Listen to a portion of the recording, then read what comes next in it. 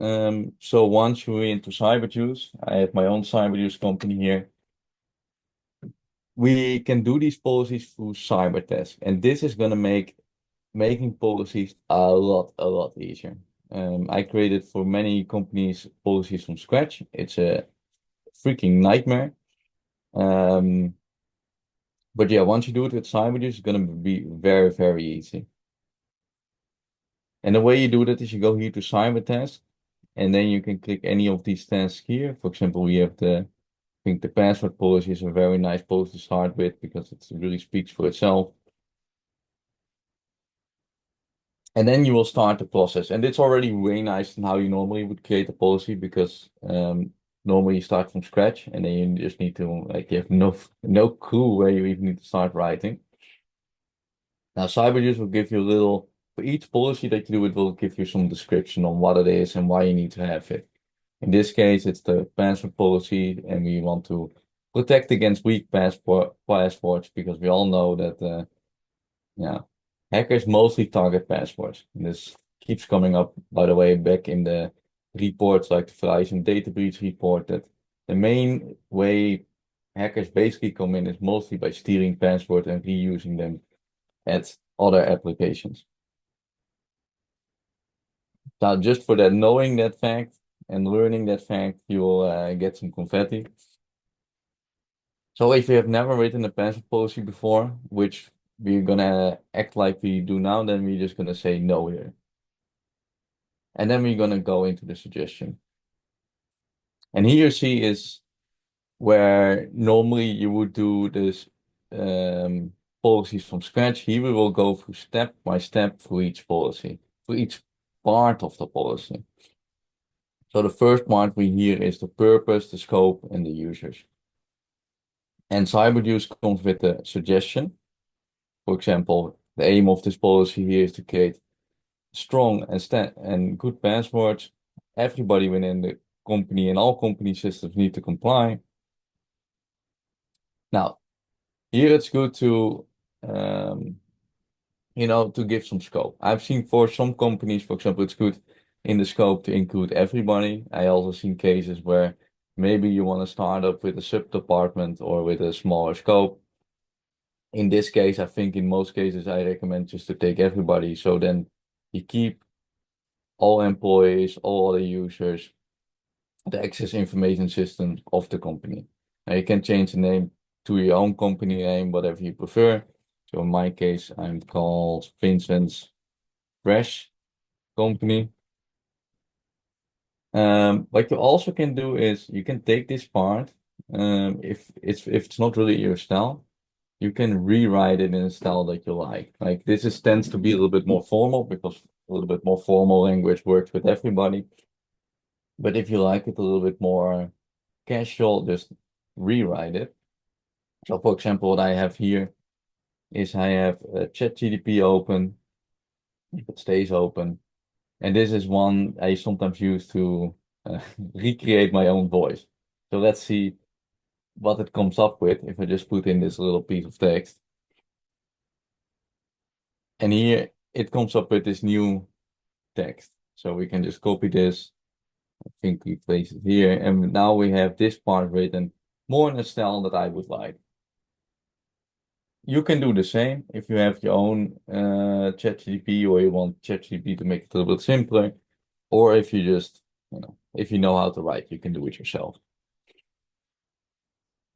And this goes for every part, every section of the policy. Where you want to pay a lot of attention to is mostly here to the password policy guidelines. In other policies, it might be other guidelines, but here you want to be a little bit strict because you want to understand what you're putting here. So, for example, in our case, we want single sign-on on all supported platforms. I'm not really sure that counts for you guys. Maybe it does, maybe it doesn't. If you have an like Microsoft and you use it and you can make sure that it works everywhere, then it might be a good idea to leave it. But maybe, yeah, maybe you don't have single sign-on technology. Maybe for now you want to keep it out. It's not relevant. And then we have here guidelines for our passports where we say we want at least a minimum 14 characters. We refer back to the NIST standard. It might be a good idea to, then at least research what the NIST standard is, because if you're not aware with it and a user might ask questions about it, then it's good to know it. And then you check, hey, do we think this is necessary? In most cases, I would just take what the suggestion is. I think the suggestion mostly fits, so we're keeping it here. For example, another one that might be debated is, for example, this one here. Passwords must expire within 12 calendar months. And that could be because technology, not if all the technology supports this fact. Especially if you work with technology that doesn't support this fact by majority, maybe you want to keep it out because it might be hard to implement. Another reason is because maybe in your company it doesn't really work that well. Like I've seen companies, for example, I worked once for a mining company and they had that they needed to let their passport expire every 12 months. And what tends to happen with, the kind of employees that were there is they would generally make the passport worse every year. It wouldn't get better, it would get worse because they just couldn't remember it. So what would happen is instead of them using a very strong passport, they would use their home address because at the moment, when they were asked to change the passport, they just didn't have the mindset to come up with a good passport. And that tended to happen very often. So in their case, we actually kept this one out. In most cases, just leave it there in there. And we can do this for all sections. So here we go into the lockout. If you do a different policy, it might be a different kind of answer. But take care of what you put in here, because the good part is if you do it well, 1 year later, 2 years later, if somebody asks, there will be no problem. You know why you're doing the things you're doing. But everything you put here is also part of your commitment. So if you are not going to be committed to whatever stands there, it's best to leave it out. Or in case if you think it's doesn't comply with your risk, because you think, in this area, in this policy, we have so many assets, we want to be more strict. Or we have so many passwords, we want to be more strict. Then it's better to improve upon this policy. Because in the end, this is just a suggestion. And you can do this on every part. In the meantime, I think we're soon gonna go to the second part of the policy generation. In the meantime, is there any questions regarding how to create the policy and go through these steps?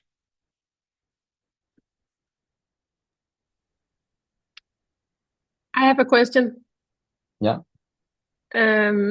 So you said the policy is set in stone, but if we want to change our minds, how are you going to show how we can change a policy? Like, should that be a big deal, or can we just change it whenever we want to?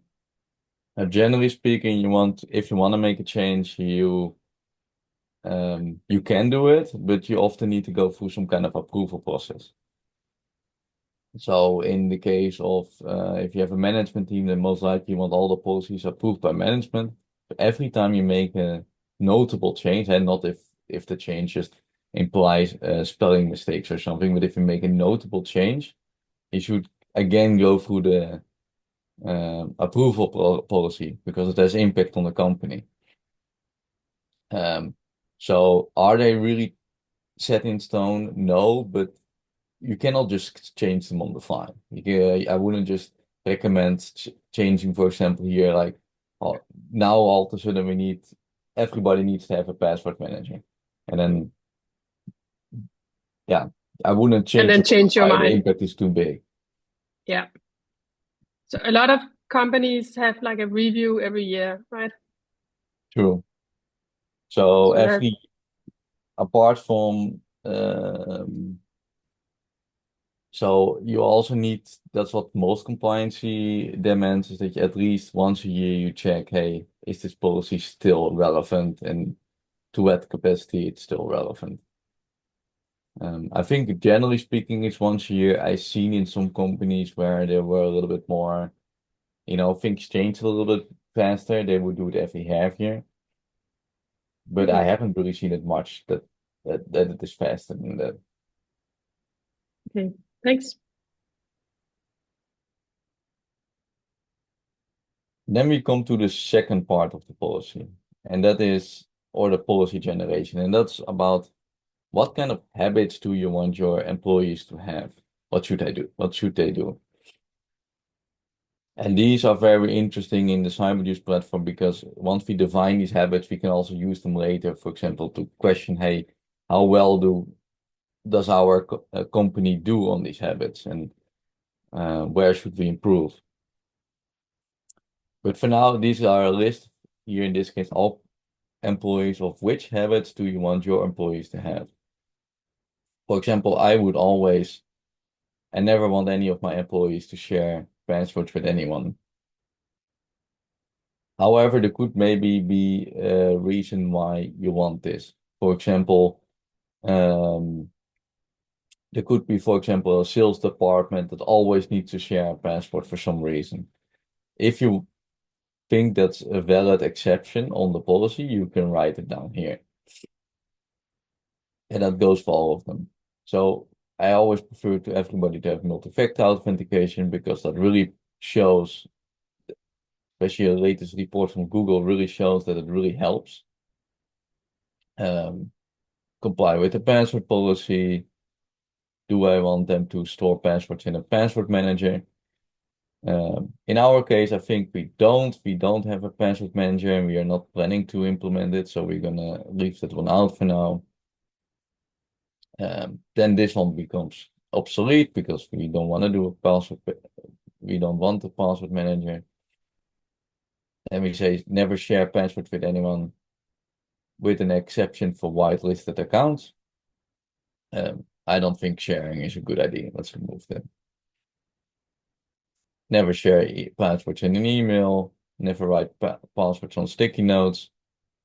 Here, maybe you already have some impact. For example, let's assume that in our company we have people like I have my laptop and I have my password on sticky notes on my screen.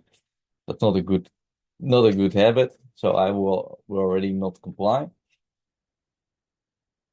Yeah, this already what I also mentioned, right? Like never include the name of your pet's name, kid's name, birthday, or other information. Especially if you rotate your password too often, it could happen that people are doing this. In our case, I think it's definitely good practice not to do it. Never reuse passwords. Now, without a password manager, it might be a little bit hard, especially because we have 30 different applications. So we're gonna turn that one off for now. Always ask if unsure. Always change the password once a year. In our case, we won't do that. And then you can also add your own habits. Like, what do you want your employees to have regarding the specific policy? So, for example, in a password policy, what would I, let's say we have a big risk on one of our, for example, now actually, no, pretty good one. Let's say we have Microsoft, and we want everybody to always use Microsoft. Then we could also say, try to use Microsoft to log in into, or maybe it's better to say, always use Microsoft to log in to applications if possible. And that now becomes a habit. So this could, for example, mean if I log into GitHub, then you can choose to create your own account, or I can just use Microsoft, that you tell people to always use Microsoft.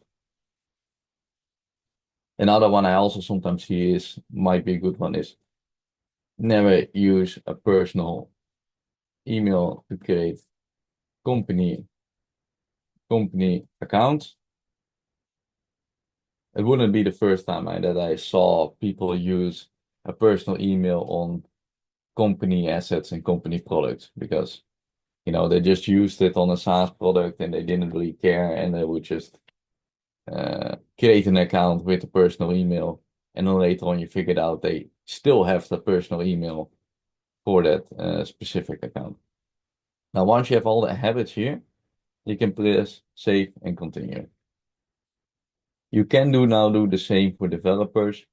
For example, a good habit would be never store passwords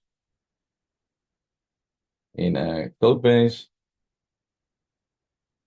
or always use the secret manager to store passwords I use in code.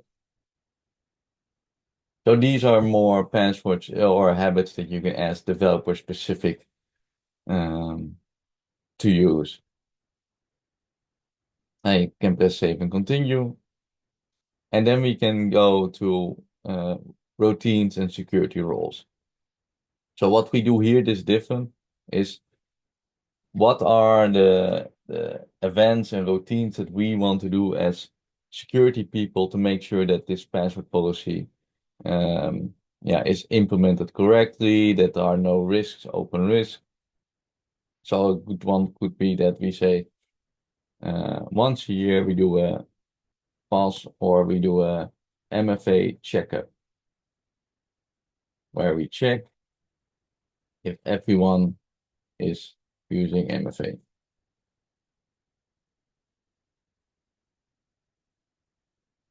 And then maybe in the description you can say because some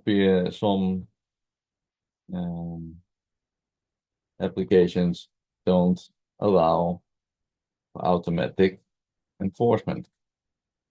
So there are some applications where you just cannot automatically enforce employees to use MFA, but you can often check it. So then it might be good to once a year do a checkup. Hey, is everybody still using MFA? How often do we want to do that, and who should do that? Now, I think in our case, we want the IT manager to do it because he already has access to the system. It's more practical if he does it, and we want to do that. This is depending on risk. I mean, if it's regarding passwords and we have a lot of passwords, then maybe once a year is a little bit too late. A hacker can do a lot once a year, but monthly is just practically most likely not very nice. So we would say we do it every quarter. Then again, we can also check for personal emails within applications.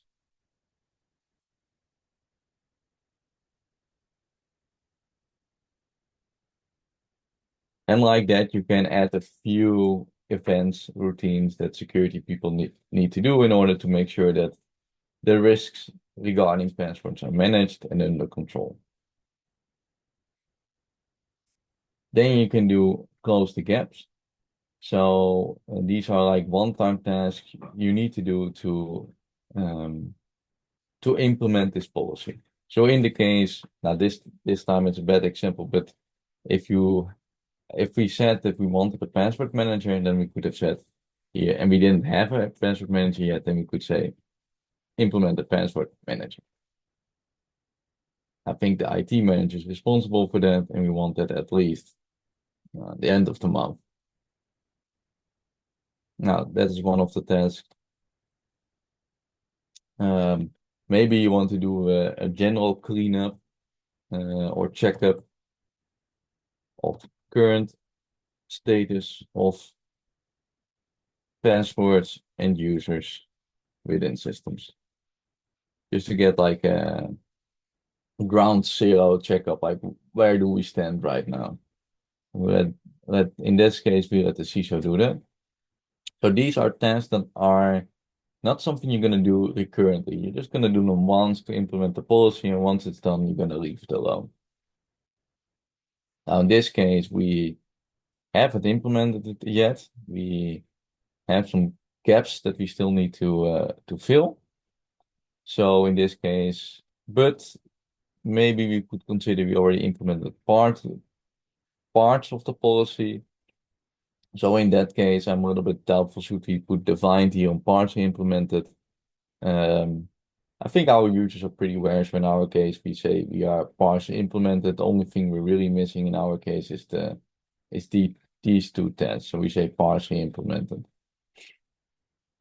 Here, come back. I think this comes back to the question you had, Bodil, over, how often do you want to revisit? Now, I think the password policy, especially with the current hackers, we want to do that every 2 times a year. We just think this is such a big policy, and we found so many risks in our risk assessment related to passports that we think this is really important. IT manager will be responsible for this policy, and you can also define what kind of classification does this policy have. You could choose either public, so you can share it with the other companies. You can do it internal only. In that case, it's just within the company. It's sensitive or very sensitive. I definitely think there is no sensitive information here.